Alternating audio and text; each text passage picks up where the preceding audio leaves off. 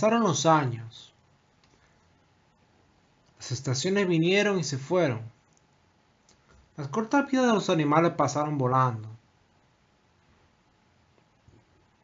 Llegó una época en que ya no había nadie que recordara los viejos días anteriores a la rebelión. Exceptuando a Clover, Benjamin, Moses el cuervo y algunos cerdos. Muriel había muerto. Bluebell, Jesse y Pincher habían muerto. Jones también murió.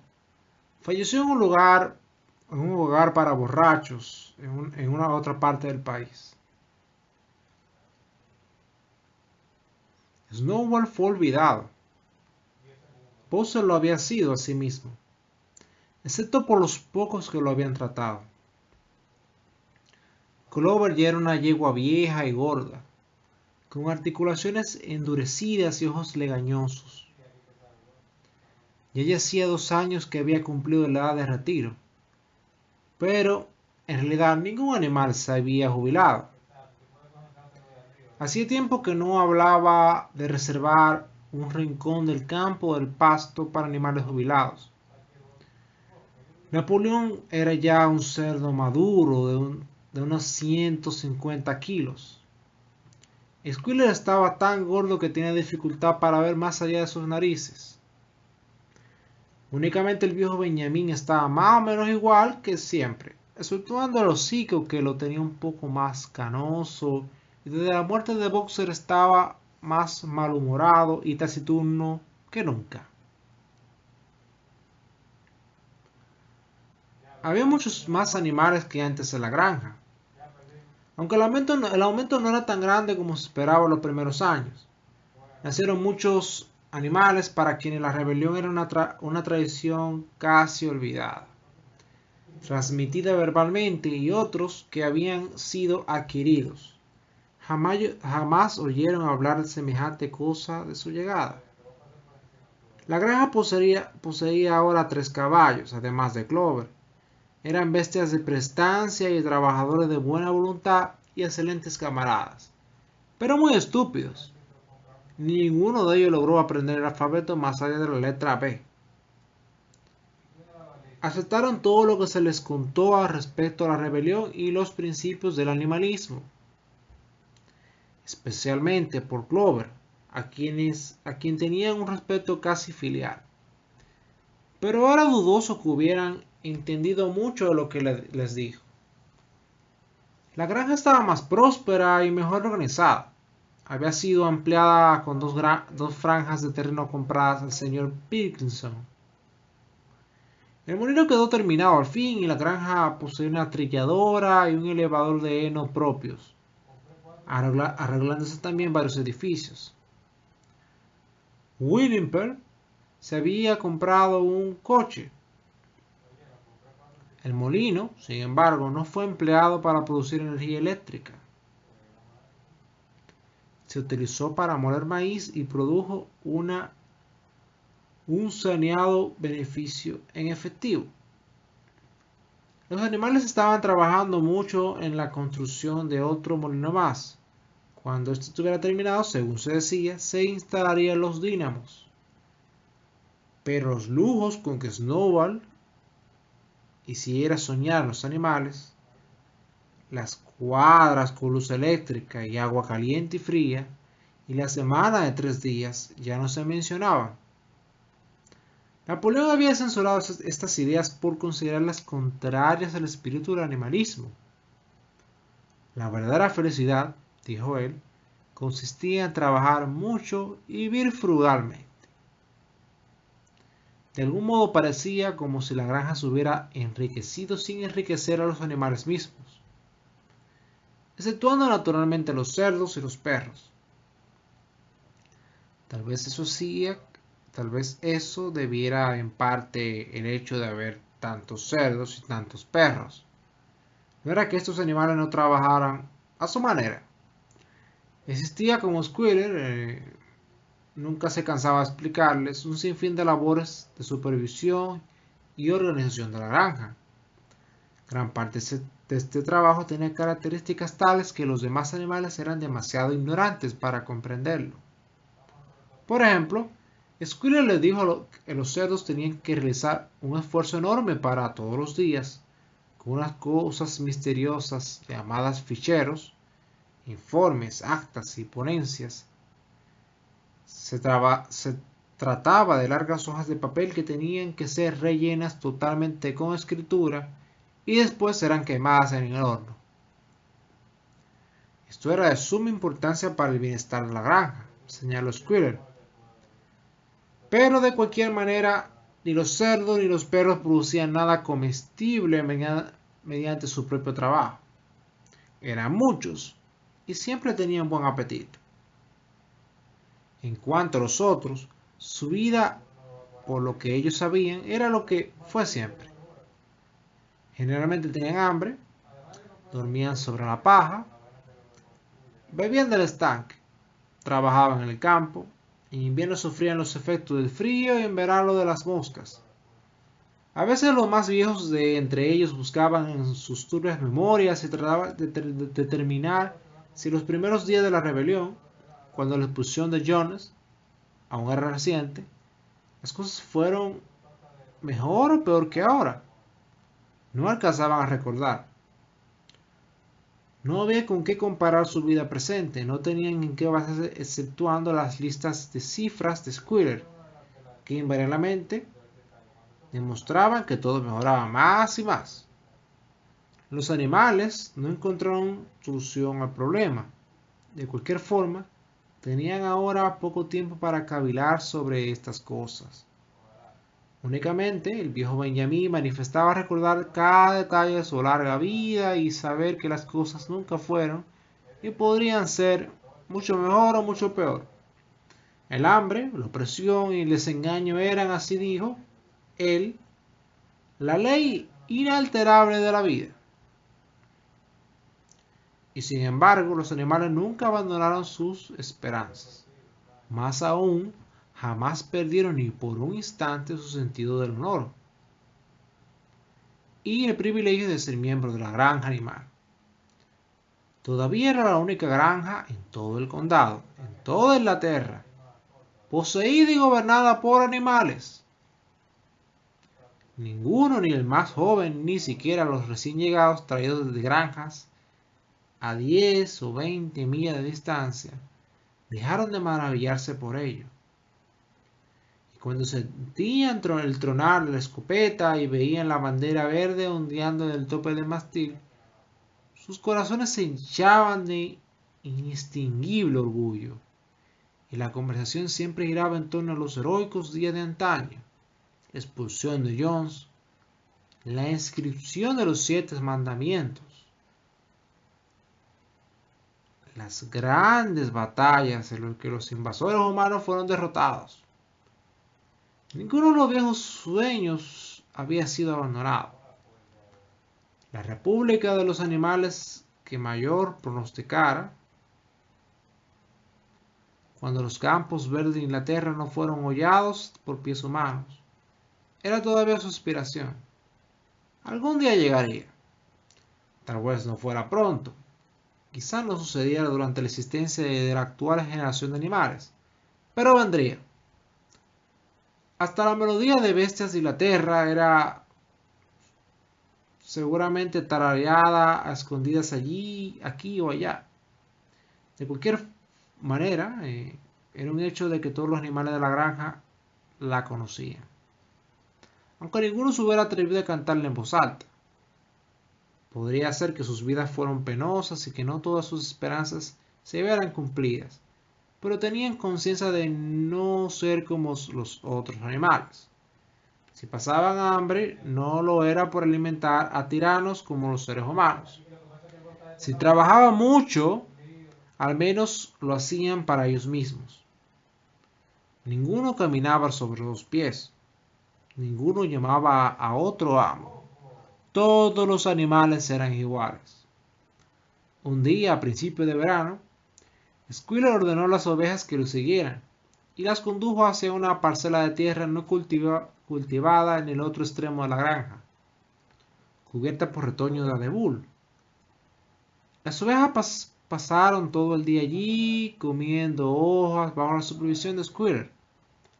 Al anochecer, él volvió a la casa pero como hacía calor, le dijo a las ovejas que se quedaran donde estaban.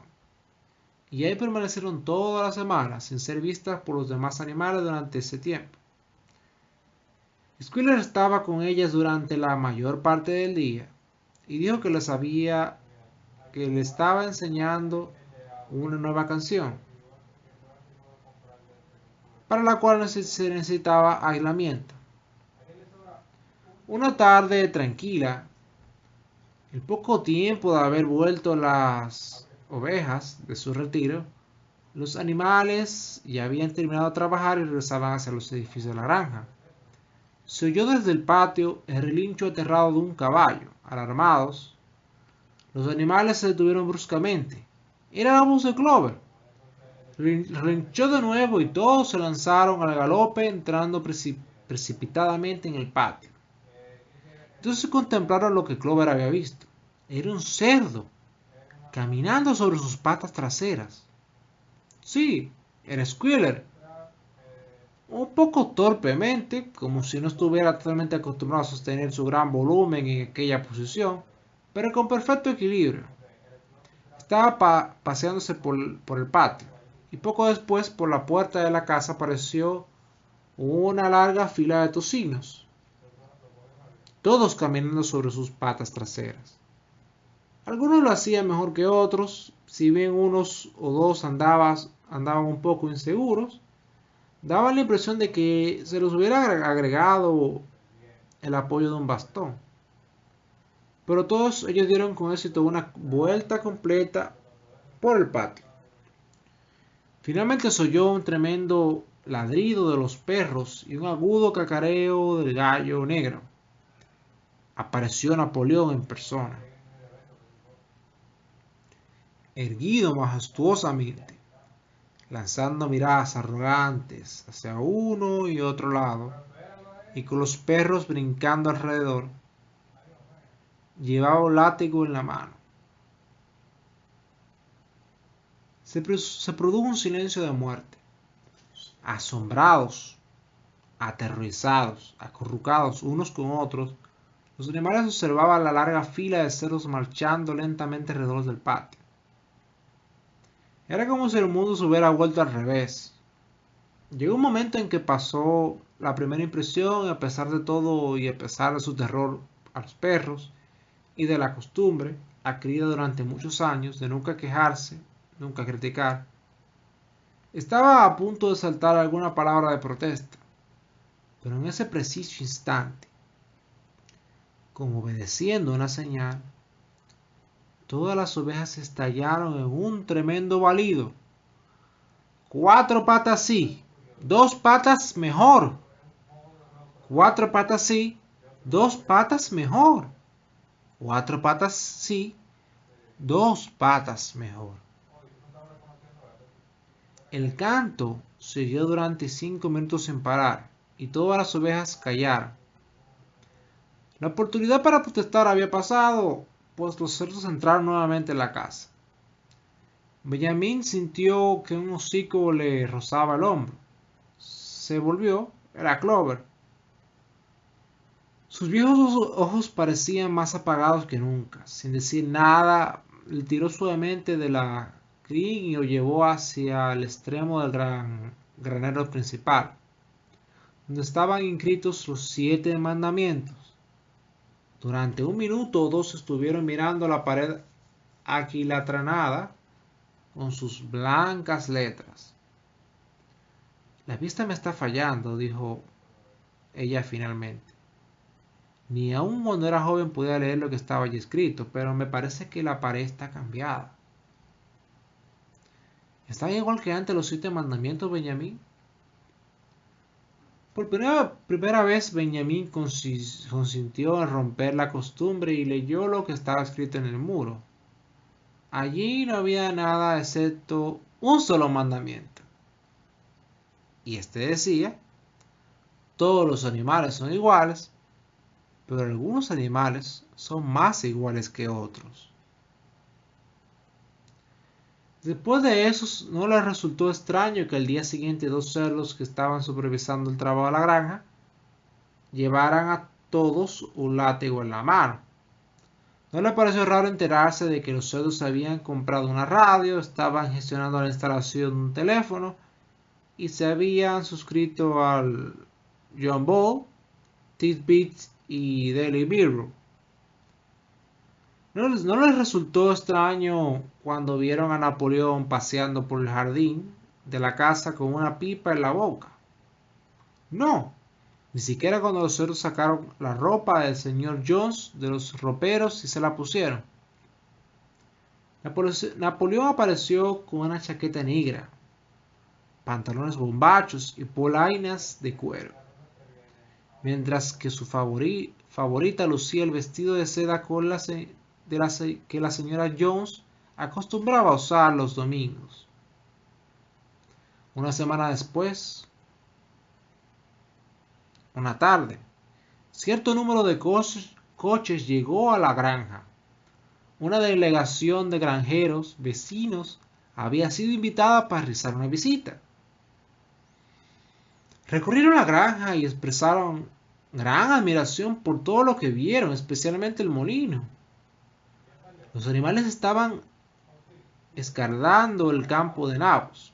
Trabajaban casi sin despegar las caras del suelo y sin saber a quién debían tener más, si a los cerdos o a los visitantes humanos.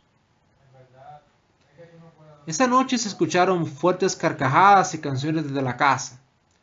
El sonido de las voces entremezcladas despertó repentinamente la curiosidad de los animales. ¿Qué podía estar sucediendo allí, ahora que por primera vez los animales y seres humanos estaban reunidos en igualdad de condiciones? De común acuerdo, se arrastraron en el mayor silencio hasta el jardín de la casa. Al llegar a la entrada, se detuvieron, medio asustados. Pero Clover avanzó resueltamente y los demás la siguieron. Fueron de puntillas hasta la casa y los animales de mayor estatura espiaron por la ventana del comedor. Allí, alrededor de una larga mesa, estaban sentados media docena de granjeros y media docena de cerdos más eminentes, ocupando a Napoleón el puesto de honor de la cabecera. Los cerdos parecían encontrarse en las sillas completamente a sus anchas. El grupo estaba jugando una partida de naipes, pero la habían suspendido un momento, sin duda para brindar. Una jarra grande estaba pasando de mano en mano y los vasos se llenaban de cerveza una y otra vez.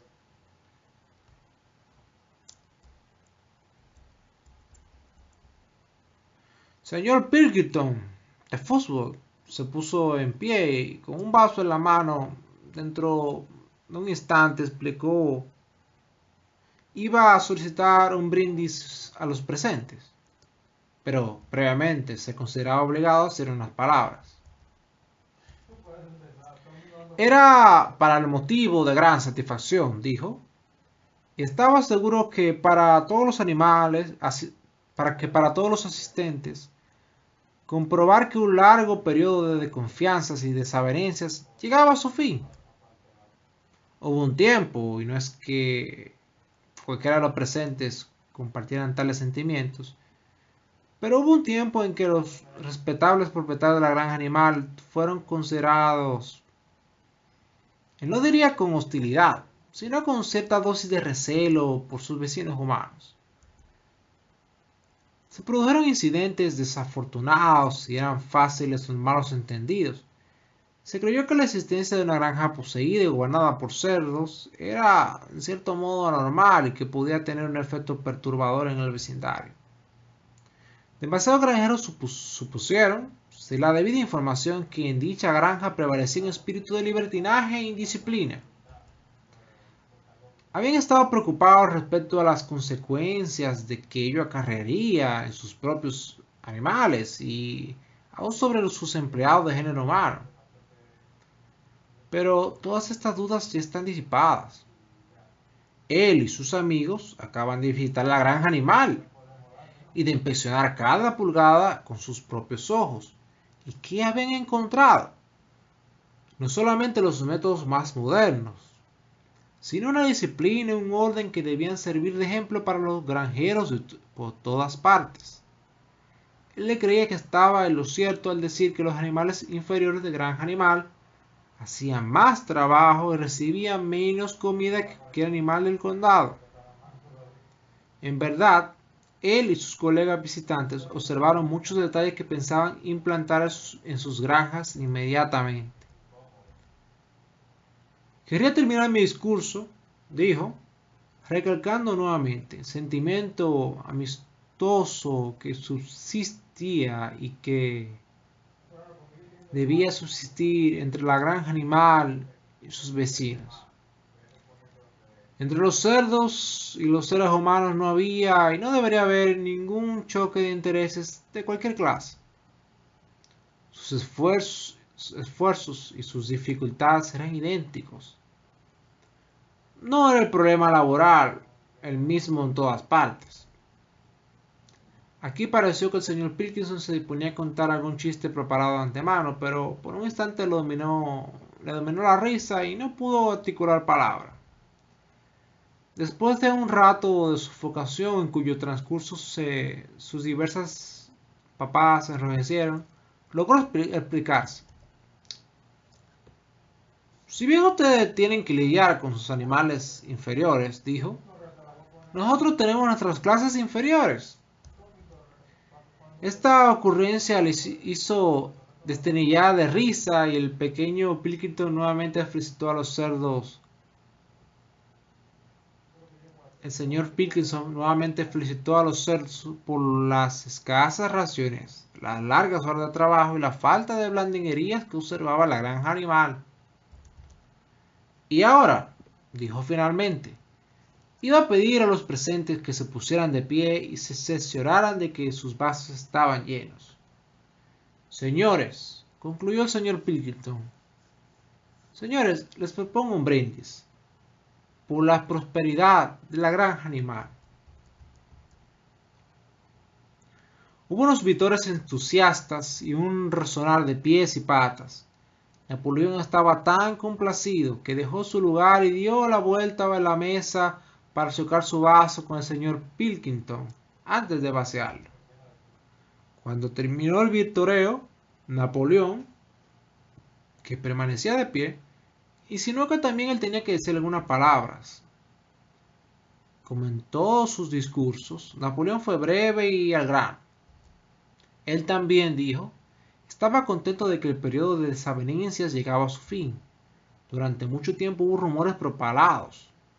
Él tenía motivos fundados para creer que por algún enemigo malévolo, de que existía algo subversivo y hasta revolucionario en sus puntos de vista y los de sus colegas. Se les atribuyó la intención de fomentar la rebelión entre los animales de las granjas vecinas. Nada podía estar más lejos de la verdad. Su único deseo, y ahora, y en el pasado, era vivir en paz y mantener relaciones normales con sus vecinos. Esta granja, que él tenía el honor de controlar, agregó, era una empresa cooperativa. Los títulos de propiedad que estaban en su poder pertenecían a todos los cerdos en conjunto. Él no creía, dijo, que aún quedara un rastro de las viejas sospechas, pero se acababan de introducir ciertos cambios en la rutina de la granja que tendrían el efecto de fomentar aún más la mutua confianza. Hasta entonces los animales de la granja tenían la costumbre algo tonta de dirigirse unos a otros como camarada. Eso debía ser suprimido.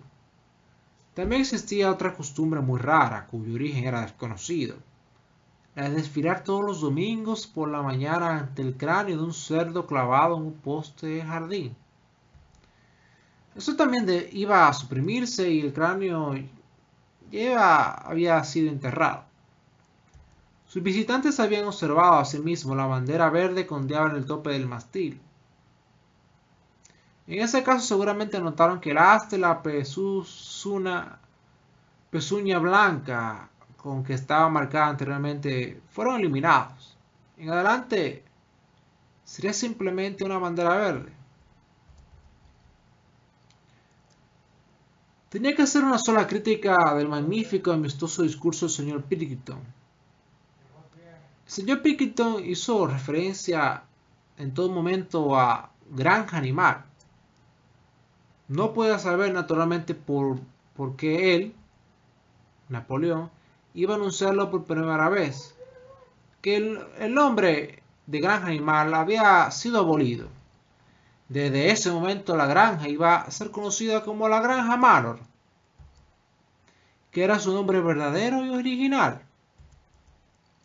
Señores, concluyó Napoleón, os voy a proponer el mismo brindis de antes, pero de otra forma. Llenad los vasos hasta el borde, señores. Este es mi brindis. Por la prosperidad de la Granja Manor. Se repitió el mismo cordial vitoreo de antes y los vasos fueron vaciados de un trago. Pero a los animales que desde fuera observaban la escena, les pareció que algo raro estaba ocurriendo. ¿Qué era lo que había alterado en los rostros de los cerdos? Los viejos y apagados ojos de Clover pasaron rápida y alternativamente de un rostro a otro. Algunos tenían 5 papadas, otros tenían 4, aquellos tenían 3, pero ¿qué era lo que parecía desavenirse y transformarse? Después, finalizados los aplausos, los concurrentes cogieron nuevamente los naipes y continuaron la partida interrumpida, alejándose los animales en silencio. Pero no habían dado 20 pasos cuando se pararon bruscamente. Un enorme alboroto de voces venía desde la casa. Regresaron corriendo y miraron nuevamente por la ventana. Sí, se estaba desarrollando una violenta discusión. Gritos, golpes sobre la mesa, miradas penetrantes y desconfiadas, negativas, furiosas. El origen del conflicto parecía ser que tanto Napoleón como el señor Pilkington habían descubierto simultáneamente un as de espadas cada uno. 12 voces gritaban enfurecidas y eran todas iguales. No había duda de la transformación ocurrida en las caras de los cerdos. Los animales asombrados pasaron su mirada del cerdo al hombre y del hombre al cerdo y nuevamente del cerdo al hombre, pero ya era imposible distinguir quién era uno y quién era el otro.